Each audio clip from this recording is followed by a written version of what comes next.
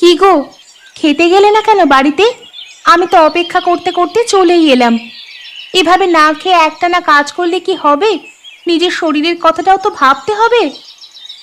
তোমাকে বলেছিলাম না, এখন এই কয়েকদিন অনেক পরিশ্রম করে আগের ক্ষতি পুষিয়ে দিতে হবে। আগেরবার তো বন্যায় আমাদের সবার অনেক ক্ষতি হয়েছিল। এবার যদি পুষিয়ে নিতে না পারি তাহলে তো আমাদের আর লাভের মুখ দেখতে হবে না। রোদে বৃষ্টিতে এভাবে কাজ করলে তো আবার অসুখে ভুগবে। তখন কি হবে? একটু বুঝে শুনে কাজ করবে না তুমি? যখন ভালো লাগে তখন তো একদিনে মনে হয় 1 বছরের কাজ করে ফেলবে। আরে, আগে তো নিজের সুস্থতার কথা ভাববে নাকি? অসুস্থ হয়ে পড়ে থাকলেও তো টাকাটা লাগে, তাই না? একটা ওষুধ কিনতে গেলেও তো টাকা লাগবে। কেউ কি তোমাকে বিনা পয়সায় কিছু দেবে? এতই যদি বুঝতে পারো তাহলে চেষ্টা করো কিভাবে সুস্থ থাকা যায়। নিজের শরীরটাকে ভালো রাখতে গেলে সময় মতো খেতে হয়। কাজে আসলে সেটাও তোমার মনে থাকে না দেখছি। হাতে তো অনেক ময়লা, এখন কোথায় আবার সাবান পাবো? তুমি বাড়ি ফিরে যাও, আমি আসছি। মাঠে কি আর শান্তি করে খাবার পাওয়া যায় নাকি? তুমি বাড়ি যাও বউ, বাড়ি যাও। আমি কিছুক্ষণের মধ্যেই চলে আসছি। গাছের নিচে চলো, আমি না হয় মুখে খাবার তুলে দিচ্ছি। তোমার আর হাত ধুয়ে কাজ নেই। তাড়াতাড়ি চলো, বিকেল কয়টা বাজে দেখেছো? তাই চলো। তুমি তো মনে হচ্ছে না খাইয়ে আমাকে আজকে ছাড়বে না। কেন যে এখানে আসতে গেলে তুমি?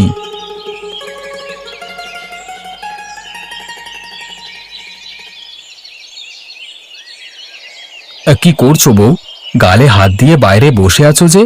আমার ফুল আর পরিমাইরা কি এখনো ফেরেনি বুঝি স্কুল থেকে? বসে থাকবো না তো কি করব? ওরা দুইজন এখনো ফেরেনি। ফেরার সময় হয়ে গেছে। রান্না বান্না করা হয়ে গিয়েছে তোমার? আমার মেয়েরা তো এসেই আবার খাবারের জন্য চিৎকার শুরু করে দেবে। কি রান্না করব? ঘরে তো কোনো চাল ডাল কিছুই নেই। তোমাকে তো গতকালই বললাম যে বাজার করে নিয়ে এসো, গেলে না। তুমি তো কোনো কথাই আমার শোনো না। এখন তোমার মেয়েরা এসে চিৎকার শুরু করলেই বা কি আর করার আছে? কিভাবে বাজার করে নিয়ে আসবো? তুমি তো জানো যে কাজের কি অবস্থা। খেতে কাজ করে যে টাকা পাই সেটা দিয়ে কি আর আমার সংসার চলে? তার উপর একবার বন্যা হয়ে তো আমাদের অনেক লোকসান হয়ে গেল। তাহলে অন্য কোনো কাজের ব্যবস্থা করো। একদিন খেলে আরেকদিন না খেয়ে থাকতে হয়, এভাবে আর কতদিন চলবে? তাছাড়া মেয়েরা এখন স্কুলে যাচ্ছে, 2 দিন পর আরেক ক্লাসে উঠবে। তখন তো আরো বেশি টাকা লাগবে, তাই না? কেন বউ? আমি তো আর বসে থাকি না। আমি তো চেষ্টা করি, কিন্তু অন্য কাজ না পেলে আমি কি করব? আমরা না হয় না খেয়ে থাকতে পারি, কিন্তু আমাদের মেয়েরা কি করবে? ওরাও কি না খেয়ে স্কুলে চলে যাবে প্রতিদিন? সেটাই তো চিন্তার বিষয়। হ্যাঁ, সেটাই ভাবো, ভালো করে ভাবো। তুমি একটু দেখো না, ছবি ভাবির কাছে কিছু ধার নিতে পারো কিনা? উনিও তো মাঝে মাঝে তোমার কাছে এটা ওটা নিতে আসেন দেখলাম। তুমি কোথায় যাবে এখন? আমার কি আর বাড়িতে বসে থাকলে চলবে? খুঁজে দেখি কোনো কাজ পাওয়া যায় কিনা। আমি তো আর হাত গুটিয়ে বসে নেই, প্রতিনিয়ত খুঁজে যাচ্ছি। তুমিও মেয়েদের মতো না খেয়ে যাবে? তাছাড়া আর কি করবার আছে? রান্না তো কিছুই নেই। গরিবের কপাল এর থেকে কি আর ভালো হবে? ফেরার সময় বাজার করে নিয়ে আসবে। সারাদিন তো কাটালাম উপোস করে, রাতে তো আর মেয়ে দুটোকে না খাইয়ে রাখতে পারবো না। ঠিক আছে, আমি চললাম। রাতে আর কাউকে না খাইয়ে রাখবো না। একটা ব্যবস্থা করে আমি আসবই আসবো। আচ্ছা, এসো তাহলে।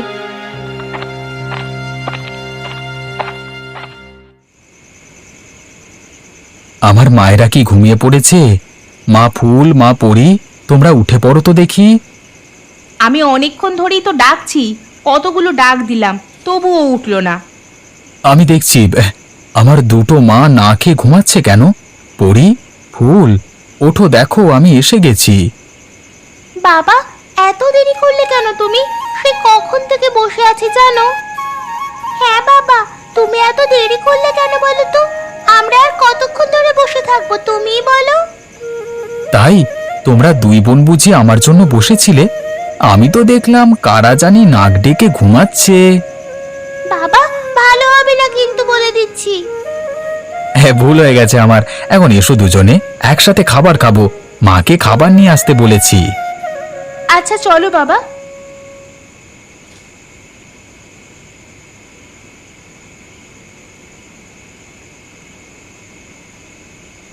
সময় মতো না খেলে যে তোমাদের শরীর খারাপ করবে। মার কাছে খেতে পারো না? আমি তো বিভিন্ন কাজে থাকি, ঘরে ফিরতে ফিরতে দেরি হয়ে যায়। তোমরা ছোট মানুষ, এত রাত অবধি এভাবে জেগে থাকা তো ভালো কথা নয়। সারাদিন তো তোমার দেখাই পাই না, তোমার সাথে খেতেও পারি না, তাই রাতে তোমার জন্য অপেক্ষা করি বাবা। তুমি তাড়াতাড়ি আসলে একসাথে খেতে পারি। আচ্ছা পাগল মেয়ে আমার, বুঝেছি। তোমরা আমার কোনো কথা শুনবে না, আমাকে এখন থেকে আগে চলে আসতে হবে বাড়িতে। একদম ঠিক বলেছো বাবা।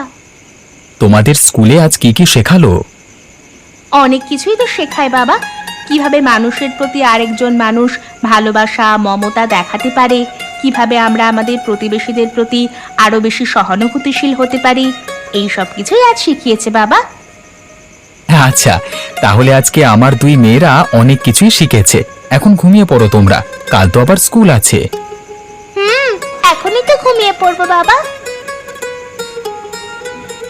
বউ, কালকে আমার মাছ ধরবার জালটা বের করে রেখো তো। আর দেখো, যদি কোনো জায়গায় ছেঁড়া থাকে তুমি একটু ভালো করে সেলাই করে দিও। কেন, কালকে তুমি মাছ ধরতে যাবে? হ্যাঁ, আগামীকাল রাত থেকেই যাব। সারাদিন তো আর সময় পাবো না, মাঠেই কেটে যাবে পুরো দিন। তাই এখন থেকে ভাবছি রাতে মাছ ধরতে যাব। আজ কবিরের সাথে দেখা হয়েছিল, ও নাকি এইভাবেই কাজ করছে। ওর নাকি এখন আর টাকা পয়সার সমস্যা হচ্ছে না। এভাবে কাজ করলে তো তোমার শরীর খারাপ করবে। তোমার কিছু হলে আমি তো খুব বড় বিপদে পড়ে যাব গো। আমি তো আর সারা জীবনের জন্য এভাবে কাজ করব না, কিছুদিন করে দেখি কতদূর কি হয়। দুটো কাজের মধ্যে যে কাজটায় লাভ বেশি হবে সেটাই না হয় বেছে নেব। কি জানি, আমি বুঝতে পারছি না। হাওড় থেকে তো আমাদের বাড়ি খুব বেশি দূরে নয়, ওখানেই নাকি কবির মাছ ধরে, আর ওখানেই নাকি অনেক ইলিশ মাছ ধরা পড়ছে। আর সব থেকে মজার ব্যাপার হচ্ছে, মাছ বিক্রির জন্য দূরে কোথাও যেতে হয় না, ওই হাওড়ই বড় ইলিশ মাছের বাজার গড়ে উঠেছে। তোমার কথা শুনে তো ভালোই মনে হচ্ছে সবকিছু। হ্যাঁ বউ, এই জন্যই বলছি কাজটা করে দেখি। এই কাজটা লাভজনক হবে। কবির শুরু করেছে কয়েক মাস আগে, এতদিন ওর সাথে দেখা সাক্ষাৎ হয়নি, হলে ভালোই হতো। ওর কাছ থেকে আরো আগেই এই ধারণাটা পেয়ে যেতাম। আচ্ছা, এখন ঘুমিয়ে পড়ো, আমি সকালে উঠেই জাল প্রস্তুত করে রাখবো। আজকের দিনটা সত্যিই খুব ভালোভাবে শুরু হলো। সারা রাত তেমন কোনো কষ্টই হয়নি মাছগুলো ধরতে। মাছ ধরবার পরেও অনেক সময় পেয়েছি ঘুমানোর জন্য। আর নৌকাতেও খুব শান্তির একটা ঘুম হয়েছে ঠান্ডা বাতাসে। ভোরবেলাতেই আজকে বাজারেও চলে যাচ্ছি, দেখি কি হয়। হ্যাঁ রে, এখানে ভালোই ইলিশ মাছ পাওয়া যায়, বিক্রি করে টাকাও পাওয়া যাবে ভালো। আশা করি তোর উপকার হবে এখান থেকে। হ্যাঁ বন্ধু, তোর উপর বিশ্বাস ভরসা করেই তো এলাম।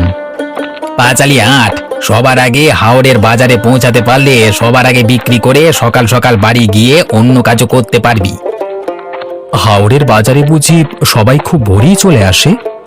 হ্যাঁ রে, এখানে সবাই টাটকা মাছ পায়, আর খুব ভোরেই সেটা কিনে নিয়ে যায়। ওই তো চলে এসেছি। যাক, হাওড় থেকে খুব বেশি দূরে নয় বাজারটা। হাওড়ের ইলিশের বাজারে আগে আসিসনি বুঝি কখনো? না রে বন্ধু। আচ্ছা, অনেকক্ষণ ধরে তো বসে আছি, কেউ তো আমাদের কাছে আসছে না। এত অস্থির হলে হবে কিভাবে বন্ধু? তুই তোর মতো করে বসে থাক। আগে তো কখনো তুই এ বাজারে আসিসনি, তাই জানিস না।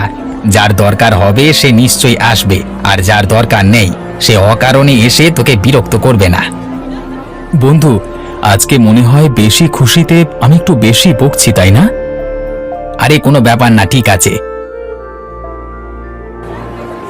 তা বাবা, আজ কত করে বিক্রি করছো ইলিশ মাছ?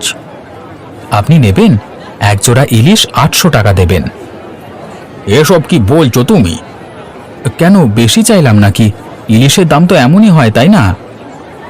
কি বলছো, কি পাগল হয়ে গেলে নাকি? ইলিশের জোড়া আবার কবে থেকে 800 টাকা হয়ে গেল জানি না তো, 500 টাকায় দেবে। সারা রাত সজাগ থেকে পানির মধ্যে ভেসে ভেসে মাছ ধরে নিয়ে আসলাম, এইসবের কোনো দাম নেই বুঝি? সে তোমার কাজ তুমি করেছো, এখন বলো 500 টাকায় জোড়া ইলিশ দিতে পারো কিনা দেখো। না না, এ দামে দেওয়া সম্ভব নয়। আচ্ছা যাই তাহলে, তুমি যে দাম চাইছো এই দামে বাপু একটাও বেচতে পারবো কিনা খুব সন্দেহ আছে আমার। শেষমেশ দেখবে এত কষ্ট করে যে মাছ ধরেছো তা মাথায় করে নিয়ে আবার বাড়ি চলে যেতে হবে।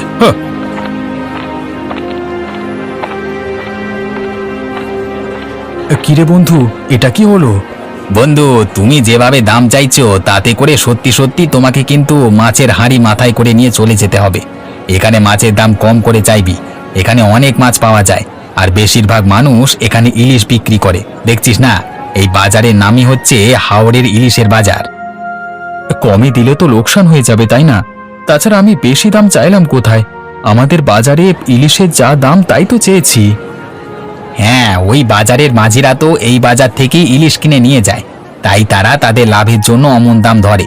তুইও যদি সেরকম দাম চেয়ে বসিস তাহলে কেউ কিনবে তোর কাছ থেকে? আগে বললেই তো ভালো করতিস, আমি তো বুঝতে পারিনি। খামোকা সকাল সকাল খদ্দের হারালাম।